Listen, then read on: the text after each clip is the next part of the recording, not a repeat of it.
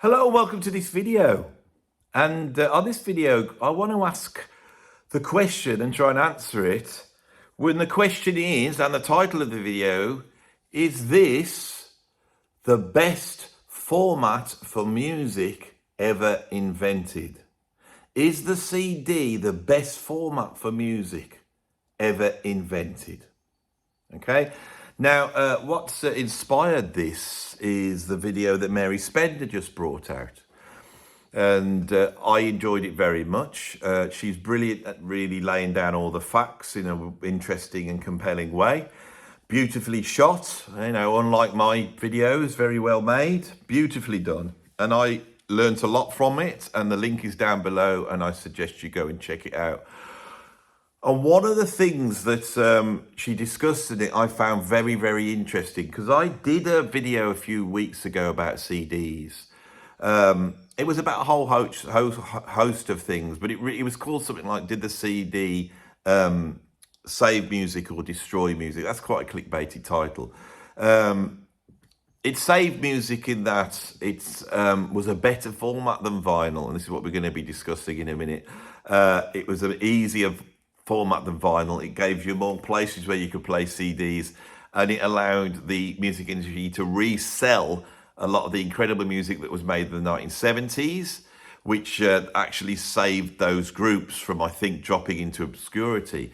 But the digital process that created a CD meant that they could be copied pretty much perfectly. Piracy went through the roof, and the digital process was then the groundworks for streaming, downloading, and all the things that eventually destroyed the CD. And so the CD had a life, I would say, from about it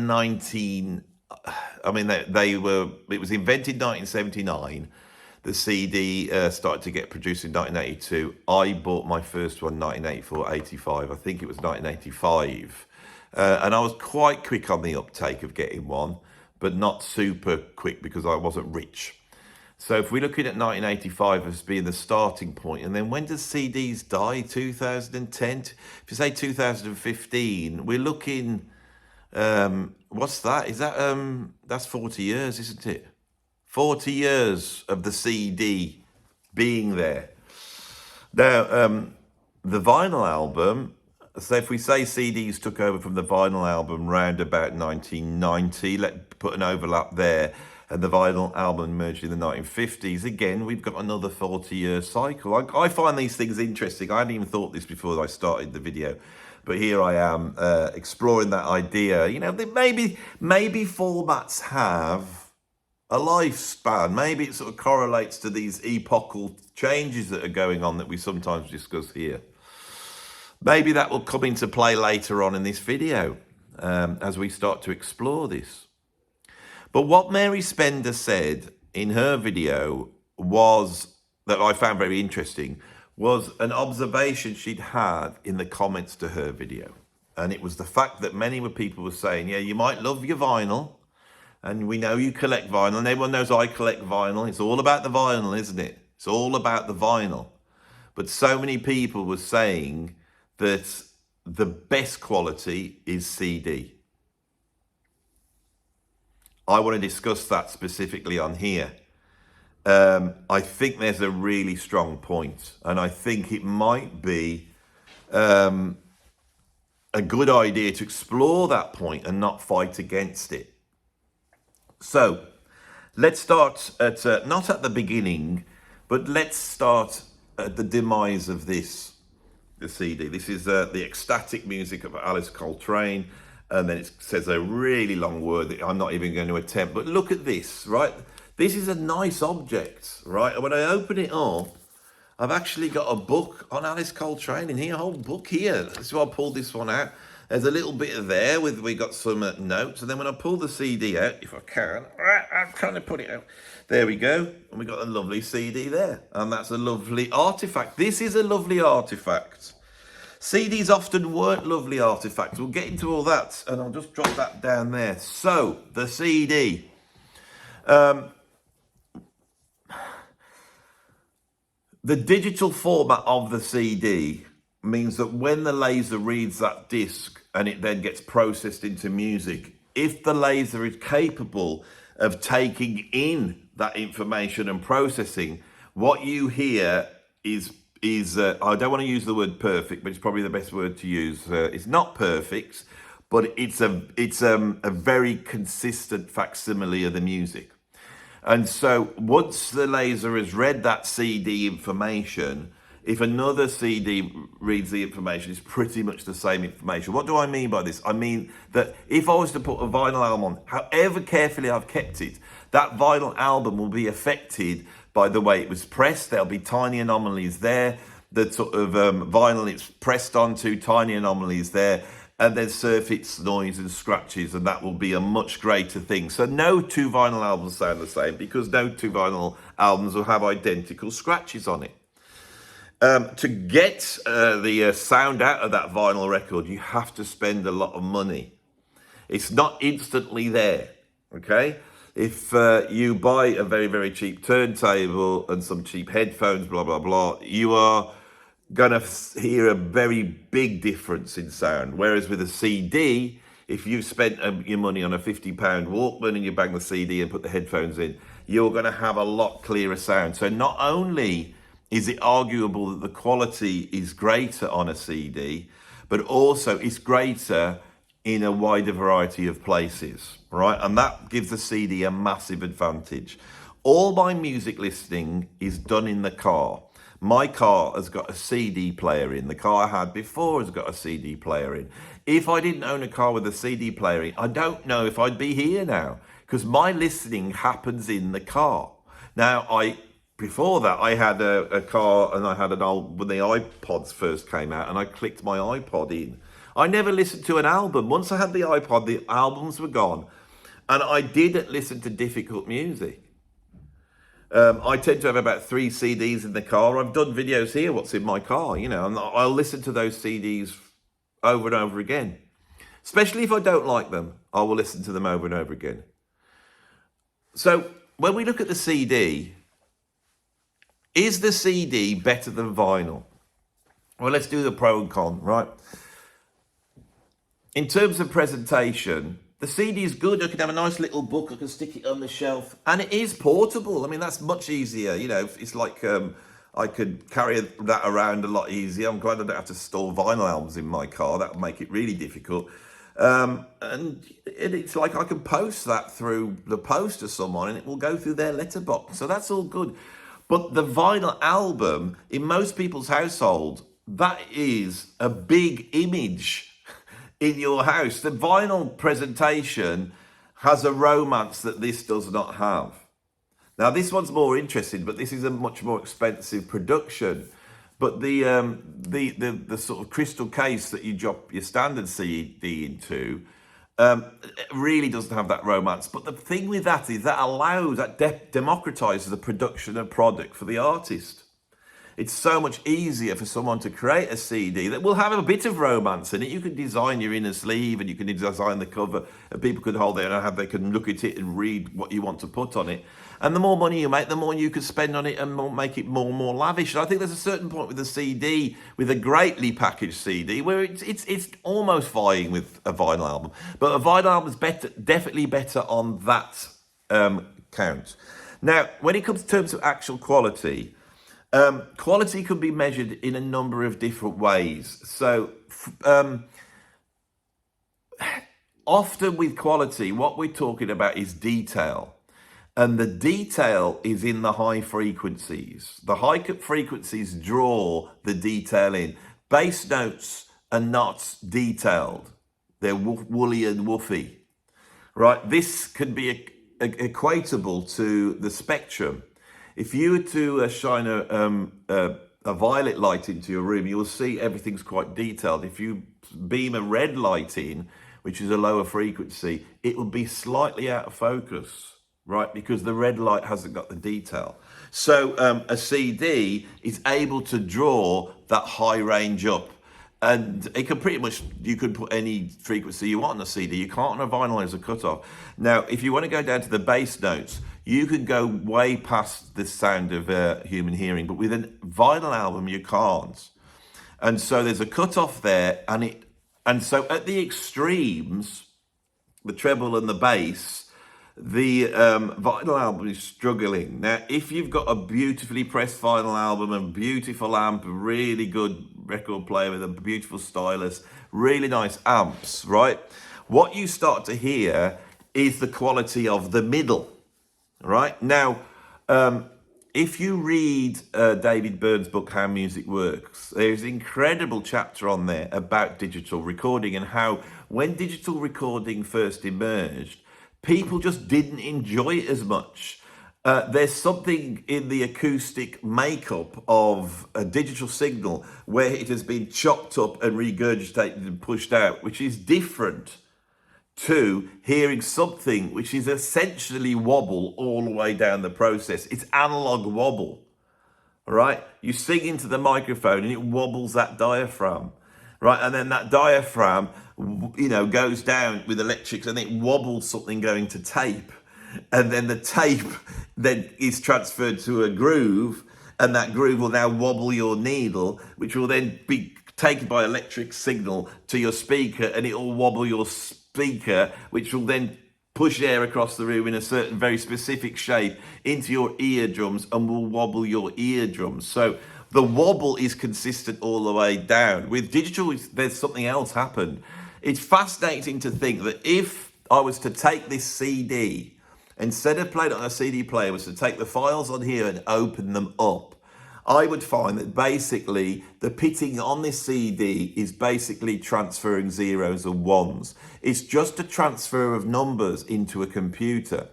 If I was to look at the numbers that are contained in the grooves of this CD and write them very methodically over years into a file, and then take those numbers and drop those onto the pitting and play it, it would sound identical to this CD. There would be no difference. But there is a difference because there has been a break in that natural process. Now, if David Byrne's right, and I've never been able to quite get under his thinking with this, but if he's right, that the sort of choppiness, however defined that is, creates in us an effect which is different. Now, a few years ago, I acquired a very cheap, sort of one of those cheap record players that you open up, looks like an old-fashioned dance set, and they were selling them off all over the place. I think I got it for about 35 quid. And I set it up, it got two little speakers on it, and I pulled out a Led Zeppelin album. I dropped that album onto the thing, and I started to play it. And of course, it was middly and tinny, and it didn't sound great. And also, you were really aware that this wasn't a CD. If you'd got a CD and routed it through those speakers, you'd be getting a lot more back. And I was like, whoa, it sounded little and it sounded, polite. But as it played, I found myself wanting to listen to it. I did want to listen to it. And when I eventually got my turntable, I remember going into my record collection, and I've got like about 1,000 albums, I think. They will all be here soon, and we'll start really looking into it, I think, because I want to go back to my record collection. But I was going in there and pulling out albums that I hadn't heard for years because I hadn't had a record player. And when I put them on, I wanted to listen to it. There is a difference. And I think what it is, it's in the warmth of the middle. I think the CD has the the advantages on each side, and the vinyl has the advantages in the middle. If you go back to older recordings, pre-50s, the microphones were capturing the middle. This is what makes a recording sound old. It's just the middle. It's that kind of, I am now stopping the bass end and the treble end from coming out. And that's what makes it sound like an older recording. So in a way, vinyl is better for older recordings. And you can see that in a way, those older recordings were recorded in a way that would be nice on vinyl. So I think when you get to the quality, if you want to be blown away, if you want to have great big bass thuds coming down and all that bit, a really high treble, which really gives you a massively stereo effects, and no surface noise, no hiss, no sort of fog that you're having to listen to, the CD just destroys the vinyl. If you want to buy into the romance of this warmth and this reality and this sort of fast track back to a bygone era, then the vinyl's better. Now, if we were to add all that up and look at the sort of all these different criteria, this one, in a way, challenges vinyl records. And in the modern era where recording has become digital, so you're never going to get back to that, something's recorded on tape and then transfer, this is an advantage. When I make my albums, my records that are on my Bandcamp, I'm trying to give people an experience which is extreme. I'm trying to have a lot of high frequencies, low frequencies, lo-fi, hi-fi. I'm trying to throw everything that I can to give people almost like a psychedelic experience. I'm quite aware that once they've been dropped onto the internet, they change and they don't sound like they do when I'm in the studio working on them and they're all at high quality. It's so much better to buy a CD. To hear it, you do miss out. Even if you download it as a flat file or lossless file, they're still compressed, right? If you download as a WAV file and then write that to CD, then we're getting somewhere, right? So I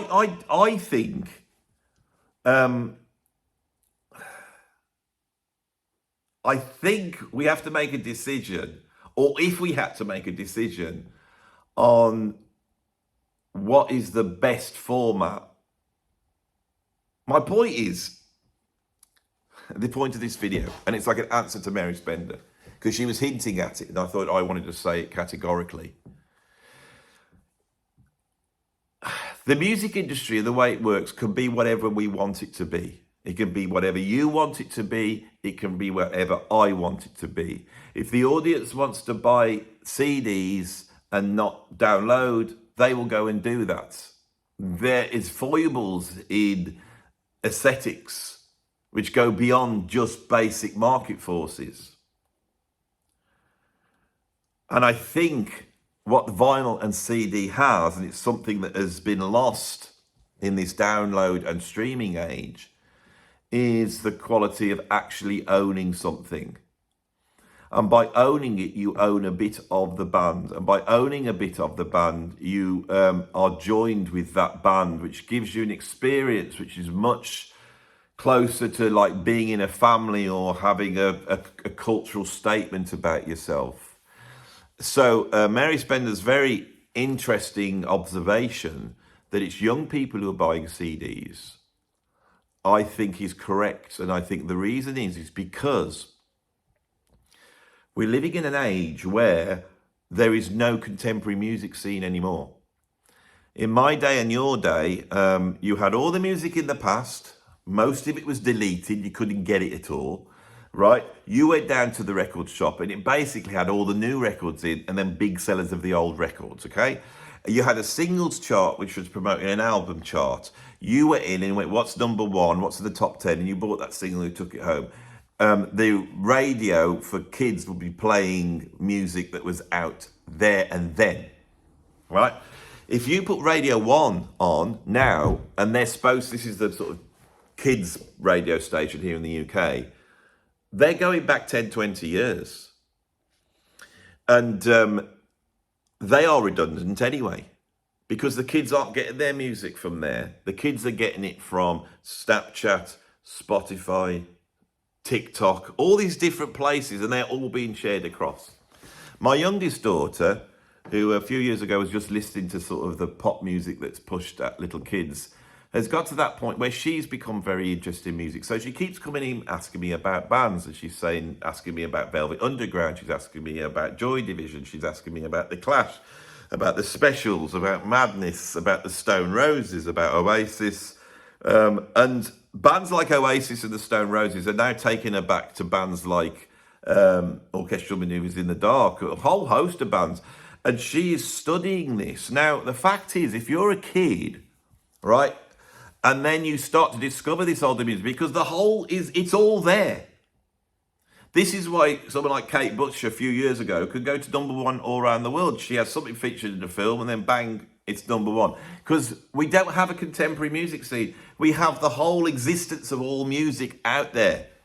Right, and so there's a possibility for young people to be discovering older music. I mean, it's more highly likely that that will happen than kids will just listen to new music, because there's so much more choice. And kids who love music will want to have the profound feeling of discovering something that hits you in the stomach. And so, if you're a kid and you're not a middle-aged bloke like me, right? You can't afford to go off to a record fair at the weekend and look at albums like £20, like $20, $30, $40, $50. You can't afford that. And MarySpender was right in that as well. I thought that was a really interesting thing, that kids actually can wander down to a charity shop, and in there will be CDs. Now, we may look at them and go, I mean, who wants to buy a Bros CD? Because that's the sort of stuff that might be there for £1, £2. But when they buy that, they suddenly have something which takes them back to that period, and it supplies that ownership. In other words, what I'm saying is it could well be that kids discover the thing about music that we loved. It's still there to be discovered. And if it's going to be discovered, it needs to be on CD. It needs to be on CD, because the great thing about CDs is someone can, for a very small amount of money, I mean, literally junk shops, you could probably pick up some sort of old ghetto blastery thing, plug it in and play your CDs on that. I watched a video on, hang on. I had someone knock the door to come and get something out of my room, and so I've had to pause it. And normally when I pause it, I can remember what I was talking about. Couldn't be that important because I can't remember. Where were we then in that conversation? See, MarySpender wouldn't do this, would she? She would all edit it nice, and the background would be all out of focus. It would all be dark, wouldn't it? All dark. Don't take the mickey out of her, because she's very good. She's better than you, and you don't like it. And so you try and bring her down by taking the mickey out of her. You shouldn't do that. She's made a very good point here. And the point is, because I want to spend another 10 minutes on this and then be done, not do a great long video. I think we need to start championing the CD. And I think if I say that, so many people will go, oh, brilliant, because I love my CDs. I bought this big vinyl thing and I've got my record player and I'm going and playing them and it's great. But I've got to be honest, a bag of CD on the same system, it sounds ridiculous. That's what any normal person's going to say, isn't it? And I think we need to start collecting CDs. We don't want to be snobby and say this thing, we can buy this, it's going to be next to nothing, right? When we take it home, it's going to basically be the best quality, because if we're buying a vinyl album, however well that's been kept, the sound will have diminished. Why are we not valuing this? Why are we not valuing it? It's really what I wanted to ask the question. Why did we throw these out? Why? Why? I tell you why. Because the music industry told us to. Right? They pretend to moan. They pretend to moan about all this downloading and stuff like that.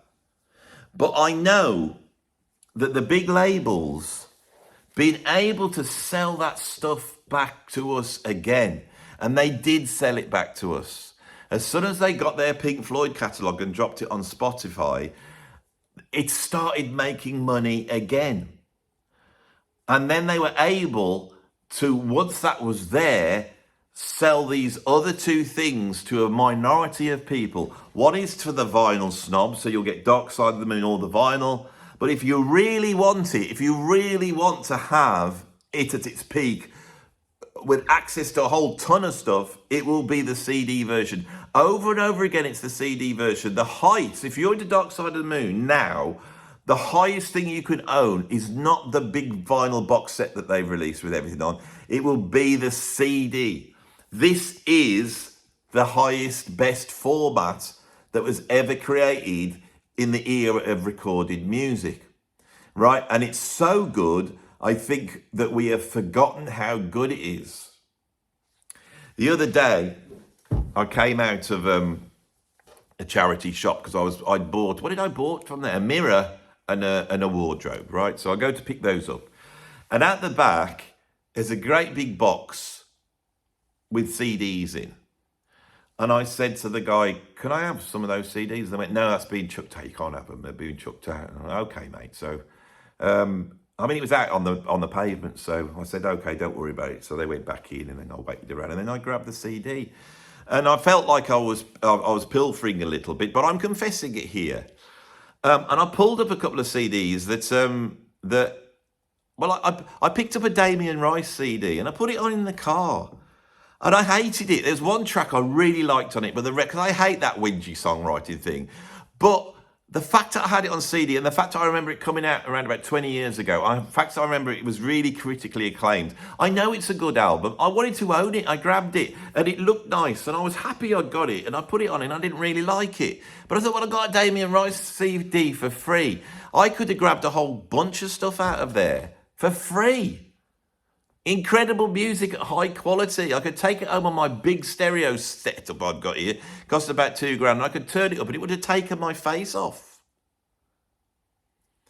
Right? It's the best format and they're sticking it out on the road to be chucked. So I'm putting it out there. Let's start championing CDs. Let's get it in the comments. Let's start saying how great they are. And let's get this thing back on the thing, because the fact is, when the CD came out and then bands realised that they could sort of get their act together, go down a studio, record an album, go and pay for it to be pressed themselves, and that's the only place that new CDs have survived, is at unsigned bands when you go to their gigs. And people buy them then because they want a piece of that band. It's the easiest way of getting their contact details, what they look like, having a list of the names of the songs, and the songs are high quality. And if we could get back to that, I would love to be selling my albums on CD, right? And I have to be honest, with the Law of Three album, and before that, the Nataraja album, that were pressed on CD, they sold enough to make the money back and a profit as well. If I had the funds, I would love to get short scale runs of all 50 albums I've got, and then have a subscription for the digital, which then means that you get a reduced price when you order them. And then normal people just order them. And that is a business model that we didn't have before. And it might be that people will then, I would probably get rid of the subscription. I would totally see the streamable albums as a way of having a shufti, having a mooch. So that is what I wanted to get across on this one. Sorry about the little interruption when I had to answer the door, but I got back on track and I said everything I wanted to say. Let's celebrate these, right? Let's push CDs and let's start getting back into seeing how great they are. We love CDs. That'll be the title of this thing, or it'll say that on the picture. I don't know. I need to go to the toilet now. Sorry, bye.